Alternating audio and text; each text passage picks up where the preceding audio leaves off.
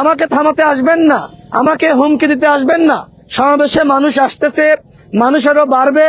একসময় পঙ্গপালের মতন মানুষ আমাদের সমাবেশে যুক্ত হবে। অতীতে বিভিন্ন সময় আমার সমাবেশে যাতে মানুষ না আসতে পারে এজন্য বাড়িতে বাড়িতে পাড়ায় পাড়ায় গিয়ে হুমকি দেখানো হয়েছে, ভয় দেখানো হয়েছে। আমি তাদের উদ্দেশ্যে বলতে চাই, আর যদি আপনাদের কাউকে ভয় দেখায়, আপনাদের বাড়ি গিয়ে আমি হাজির হব। এবং এখনো পর্যন্ত যারা এই কাজগুলো করছে, আমি নাম বলছি না, আজকে এই সমাবেশটা যাতে বানচাল হয়, চেয়ার খালি থাকে এবং যে কোনো ভাবে এই সমাবেশটা বন্ধ করা যায়, এই জন্য চক্রান্ত করা হয়েছিল। কিন্তু সমাবেশ কি বন্ধ হয়েছে? বরং রাস্তার এই পাশে ওই পাশে, ছাদে বলেন এবং বিভিন্ন জায়গায়, এমনকি মঞ্চের পিছনে অনেকে দাঁড়িয়ে আমার বক্তব্য শুনেছে না? সুতরাং আপনারা মানুষের কাছে যান, মানুষের কথা বলেন, মানুষ আপনাদের কথা শোনার জন্য পাগলের মতন ছুটে আসবে। কিন্তু যদি মানুষকে ভয় দেখাতে যান তাহলে আপনারা পাগল হয়ে যাবেন। আর কোন প্রশ্ন? ভাই আরেকটা প্রশ্ন, মানে আমরা তো শুরু থেকেই জেনে আসছি যে আপনি বিএনপির মানে এই ঝিনাইদহ 2 আসন থেকে জোট থেকে মনোনয়ন পাচ্ছেন এবং তারেক রহমানের সাথে আপনার ভালো সম্পর্ক। তা আমার প্রশ্ন হলো যে নির্বাচনের আগে বিএনপির ভারপ্রাপ্ত চেয়ারম্যান তারেক রহমান দেশে ফিরবেন কিনা, এই সম্পর্কে আপনার কাছে কি মেসেজ? ইমন ভাই, যদিও তার ব্যাপারে আমরা দেখেছি যে তার জন্য একটা গাড়ি প্রস্তুত করা হয়েছে, তার মানে এমন কোন মেসেজ আপনার জানা আছে কিনা যে খুব দ্রুত আসছে কিনা? জনাব তারেক রহমান তিনি একজন সৎ যোগ্য নেতা। তার সাথে সেই ফ্যাসিবাদ বিরোধী আমল থেকে আমার সম্পর্ক, আমাদের দলের সম্পর্ক, বিএনপি এবং গণ অধিকার পরিষদ একসাথে লড়াই সংগ্রাম করেছে এবং একসাথে এই ফ্যাসিবাদ বিরোধী আন্দোলনে আমরা জয়ী হয়েছি। জনাব তারেক রহমানের সাথে আমার ব্যক্তিগত সম্পর্ক আছে। তিনি আমাকে স্নেহ করেন। এর কারণটা কি? এর কারণটা হলো যে আমি দুর্নীতি, অন্যায়, অপরাধ করি না। এবং আমার খুব ভালো লাগে যে শহীদ প্রেসিডেন্ট জিয়াউর রহমান যেভাবে যোগ্য এবং সৎ মানুষকে তিনি খুঁজে নিতেন বা তিনি বুঝতেন যে এই মানুষটা সৎ, ঠিক একই ধরনের যোগ্যতা জনাব তারেক রহমানের মধ্যে রয়েছে।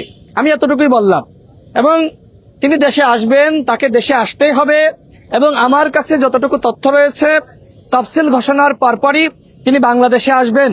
এবং যে গাড়ির কথা আপনি বললেন যে বুলেট প্রুফ গাড়ি, দেখেন সাবেক প্রধানমন্ত্রী দেশনেত্রী বেগম খালেদা জিয়া অসুস্থ, শহীদ প্রেসিডেন্ট জিয়াউর রহমানকে নির্মমভাবে হত্যা করা হয়েছে এবং জনাব তারেক রহমানের একমাত্র ভাই, তাকেও কিন্তু আমি মনে করি যে এক ধরনের হত্যা করা হয়েছে, মানসিক যন্ত্রণা দেওয়া হয়েছে, দেশে থাকতে পারেননি। তো এই পরিবারের উপরে নানানভাবে জুলুম নিপীড়ন চলেছে। সাবেক প্রধানমন্ত্রী বেগম খালেদা জিয়া, তাকে দীর্ঘ সময় কারাগারে বন্দী করে রাখা হয়েছে এবং যে মিথ্যা মামলা তার বিরুদ্ধে দেওয়া হয়েছিল, পরবর্তীতে আপনারা দেখেছেন যে এই মামলা আসলে ভিত্তিহীন। সেখানে যা বলা হয়েছিল তার কোনো অস্তিত্ব নাই। সুতরাং জনাব তারেক রহমানকে নিয়ে আন্তর্জাতিক এবং দেশীয় ষড়যন্ত্র রয়েছে। তার নিরাপত্তা বাংলাদেশের জন্য খুবই গুরুত্বপূর্ণ। তো সেই জায়গায় বিএনপি দলগতভাবে সিদ্ধান্ত নিয়েছে কিভাবে তাদের দলীয় এই মুহূর্তে সর্বোচ্চ প্রধান যিনি ভারপ্রাপ্ত হিসেবে দায়িত্ব পালন করছেন, যেহেতু সাবেক প্রধানমন্ত্রী বেগম খালেদা জিয়া তিনি কারাগারে ছিলেন এবং বর্তমানে তিনি অসুস্থ, তার জন্য আমরা দোয়া করি।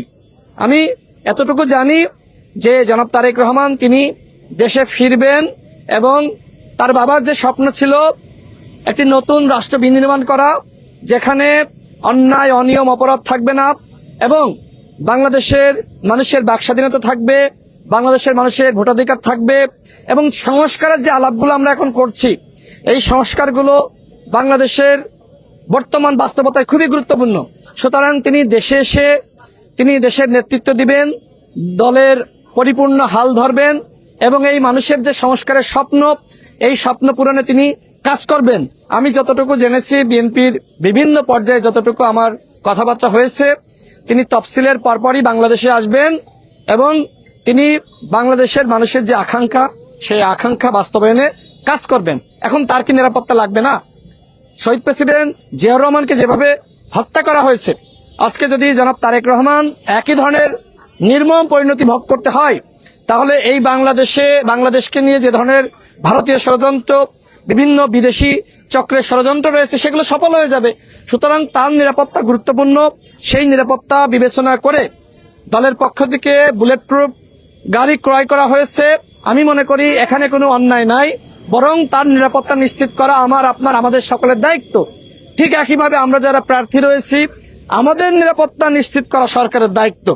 আমি যেখানে আসলে সমাবেশ করি আমি কিন্তু প্রশাসনকে অবহিত করি। এখন প্রশাসন যদি মনে করে যে রাশেদ খানের নিরাপত্তা লাগবে না, তাহলে তো আমার কিছু করার নাই। কিন্তু আমি যেহেতু প্রশাসনকে সবসময় অবহিত করি, আমি পুলিশকে জানাই, এসবি কে জানাই, ডিজিএফআই কে জানাই, আমি মানে যাদেরকে জানানোর দরকার আমি সবাইকে জানাই, ইওনো বলেন, ওসি বলেন, আমি জানিয়ে রাখি, জানিয়ে রেখে প্রোগ্রাম করছি। সুতরাং এখানে যদি কোনো ধরনের আমার উপর আক্রমণ হয়, আমার নিরাপত্তা বিঘ্নিত হয়, এর দায়ভার কিন্তু সরকারকে নিতে হবে। সুতরাং আমি মনে করি যেহেতু গণ অভ্যুত্থানের পরে নির্বাচন হচ্ছে, এই নির্বাচনে প্রত্যেক দলের প্রার্থীদেরকে নিরাপত্তা দেওয়া সরকারের দায়িত্ব। কারণ আওয়ামী লীগের এক ধরনের চক্রান্ত রয়েছে যে যারা নির্বাচন করার জন্য প্রস্তুতি নিচ্ছে, যে সকল প্রার্থীরা রয়েছে, এরকম 50 জন প্রার্থীকে টার্গেট করে কিলিং করা। আমি এতটুকু তথ্য পেয়েছি যে যারা প্রার্থীরা রয়েছে তাদের উপর হামলা করা, তাদেরকে হত্যা করা, গুপ্ত হত্যা করা, এই ধরনের প্ল্যান আওয়ামী লীগের রয়েছে এবং এইভাবে নির্বাচন বানচালের চক্রান্ত তাদের রয়েছে। কিন্তু আমি এতটুকু বলতে চাই, আগামী ফেব্রুয়ারি মাসের নির্বাচন কেউ বানচাল করতে পারবে না। আগামী ফেব্রুয়ারি মাসের নির্বাচন হবে এবং নির্বাচন আদায় করে নিতে হবে। কারণ ফেব্রুয়ারি মাসে যদি নির্বাচন না হয় তাহলে এই দেশ নিয়ে বড় ধরনের চক্রান্ত সৃষ্টি হবে এবং আর একটি 1-11 সৃষ্টি হবে। বাংলাদেশে আওয়ামী লীগ আর একটি 1-11 ছাড়া ফিরতে পারবে না। সুতরাং আওয়ামী লীগের প্ল্যান হলো অরাজকতা সৃষ্টি করে, আমরা যারা প্রার্থী রয়েছি তাদেরকে নানানভাবে আক্রমণ করে, নির্বাচনী পরিবেশটা ঘোলাটে করে, অরাজকতা সৃষ্টি করে আর একটি 1-11 সরকার সৃষ্টি করা। কিন্তু এদেশের জনগণ এবং ফ্যাসিবাদ বিরোধী শক্তি আমরা সচেতন রয়েছি, বাংলাদেশে আর কোনো 1-11 হবে না, নির্বাচন বানচাল করতে কেউ পারবে না। আগামী নির্বাচন হবে বাংলাদেশের ইতিহাসে সেরা নির্বাচন এবং সেই সেরা নির্বাচন সরকারের প্রতিশ্রুতি। সরকার যদি সে ধরনের নির্বাচন করতে চায় সেক্ষেত্রে নির্বাচনের সেরা পরিবেশ সৃষ্টি করতে হবে। আপনাদের সকলকে ধন্যবাদ। আর কোনো প্রশ্ন আছে? Thank you.